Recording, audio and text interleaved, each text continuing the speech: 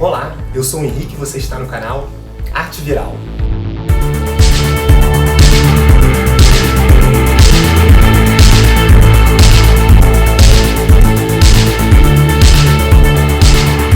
Esse é um canal sobre arte, desenvolvimento humano e hoje nós vamos falar sobre autorretrato. Mas antes é muito importante que você se inscreva no canal e compartilhe para que outras pessoas também possam ter acesso a esse material. E se você se interessa pelos caminhos do autorretrato, esse vídeo é para você. Na história da arte, o autorretrato é definido como uma imagem ou representação que o artista faz de si mesmo. O autorretrato diz respeito à identidade pessoal de alguém. Ele é como um espelho da pessoa para si própria. Também é a maneira como alguém deseja ser visto pela sociedade e diz respeito a uma história pessoal. Olhando para o nosso interior, podemos retratar emoções, sentimentos, desejos, medos, traumas, sonhos e memórias. O desenho e a pintura são de grande importância na construção de nossa identidade, principalmente na infância. Através de desenhos de si mesmo é possível saber o que se passa na cabeça de uma criança e como ela está se sentindo. Assim, desenhos coloridos e feitos no centro de um papel indicam normalmente saúde emocional, enquanto que desenhos pequenos, expressados nos cantos e com poucas cores, podem identificar algum tipo de trauma ou angústia. Assim, o autorretrato transparece a história pessoal de alguém. A representação do corpo estabelece vínculos de identidade profundo com nós mesmos. Ao representar a própria figura, o artista faz uso de seu universo simbólico e de sua mitologia pessoal. O autorretrato é uma expressão subjetiva íntima do artista. Além da aparência física, o autorretrato reflete as emoções, os pensamentos, os desejos, a história, a cultura e a sociedade onde estava inserido, mesmo que de forma involuntária. Antes da fotografia, o autorretrato era a única maneira de se apreciar um registro de alguém através da pintura, do desenho, da escultura ou de qualquer suporte artístico possível. Ele não precisa ser feito somente com o rosto da pessoa. Nas cavernas de Lascaux, na França, os povos pré-históricos faziam registros apenas de suas mãos. Assim, as primeiras pinturas conhecidas são também os primeiros autorretratos da história. Na Grécia Antiga e no Império Romano, os retratos eram comuns em moedas e medalhas. Um autorretrato também pode trazer objetos ou animais com os quais a pessoa se identifica. Da mesma maneira, alguma parte do corpo pode ser mais valorizada do que outras.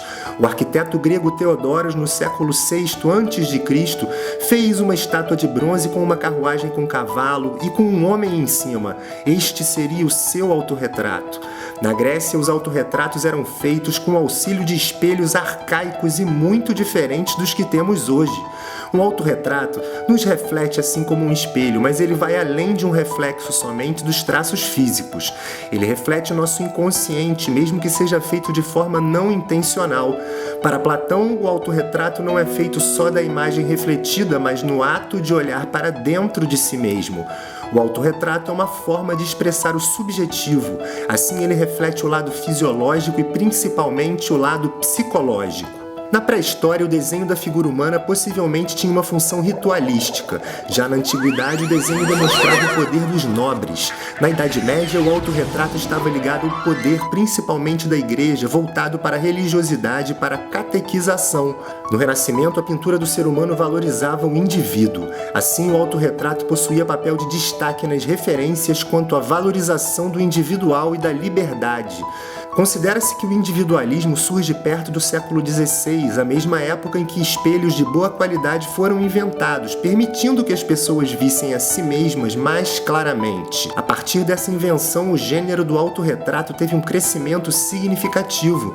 No Renascimento, a valorização do autorretrato se dava no intuito de eternizar alguém. Os artistas renascentistas queriam ser vistos como nobres e se retratavam como os nobres. Antes do Renascimento, o autorretrato não era como conhecemos hoje. Era muito comum que os artistas pintassem retratos e colocassem o nome das pessoas retratada embaixo para que fosse possível reconhecer quem seria a pessoa retratada. A estética do autorretrato pode variar desde um desenho mais realista, numa representação que se assemelha a uma fotografia, ou pode ser feito de forma mais expressiva, simbólica ou abstrata, valorizando as emoções em suas cores e formas, ou refletindo a fragmentação do sujeito contemporâneo em colagens. Por exemplo, os autorretratos de Tarsila do Amaral e Anita Malfatti, apesar de serem de um mesmo período, refletem os traços diferentes das personalidades de cada artista, que ficam bastante marcados em suas pinturas. Anita se achava feia, era tímida e tinha um defeito na mão esquerda que vivia escondendo sob um lenço. Sua imagem se revela propositalmente apagada. Já Tarsila era considerada uma mulher muito bonita e vaidosa. Seus lábios são retratados com batom vermelho e os olhos contornados de preto como se estivesse indo para uma festa. Ela tinha orgulho de sua figura, de seus belos traços e de sua elegância. O pintor Guignard tinha lábios leporinos e o queixo pronunciado. Ele não escondia isso em seus autorretratos. Já o pintor Rembrandt se representava em pinturas, desenhos e gravuras. Ele mostrou suas feições desde a juventude até a velhice. Francisco Goya fazia retratos onde finge não olhar para o espectador. Sua atitude política revelava sua vergonha com as guerras apocalípticas da humanidade. Paul Gauguin era um pintor pós-impressionista e fez seu autorretrato em argila, resultando numa caneca com o formato de sua cabeça. Paul Cézanne, em 1864, se retrata em fotografia e posteriormente numa pintura. Ele insere drasticamente as cores e as formas que retratam seu lado subjetivo. Magritte trouxe a ideia de identidade anônima. Em seu autorretrato Filho do Homem, de 1964, ele se representa com uma maçã na frente do seu rosto. Para Frida Kahlo, seus autorretratos eram a maneira mais sincera e real de expressar o que sentia sobre si mesma e sobre o que existia à sua volta. A mexicana era muito envolvida com questões sociais, principalmente relacionadas à figura da mulher.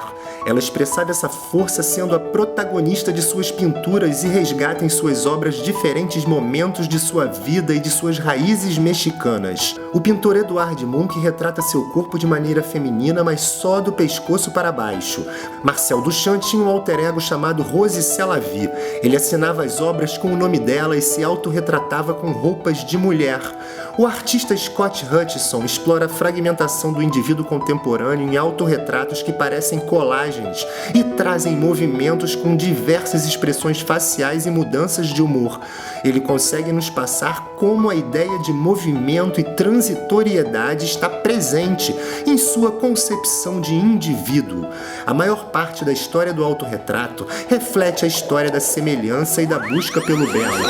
Porém, no período moderno e na arte contemporânea, percebemos uma mudança nesse panorama e os autorretratos começam a mostrar cores, expressões, emoções e são feitos com elementos simbólicos que refletem o lado subjetivo e inconsciente das pessoas. As crises de identidade e a busca pelo eu individual são determinantes para o desenvolvimento do autorretrato e da autobiografia no século XX.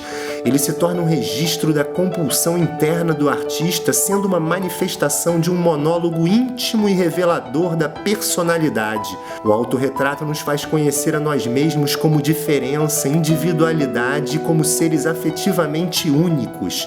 Ele diz respeito a quem somos e como nos vemos neste mundo.